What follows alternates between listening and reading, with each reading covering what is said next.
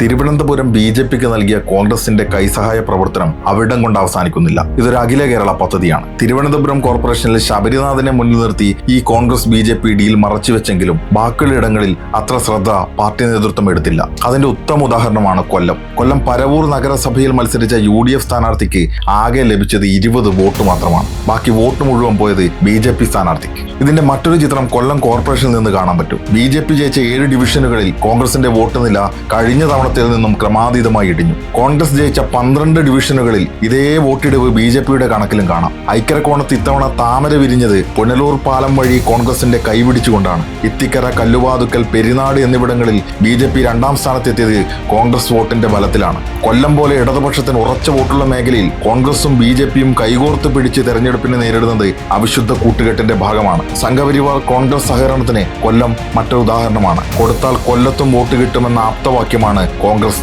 ഇപ്പോൾ പിന്തുടരുന്നത്.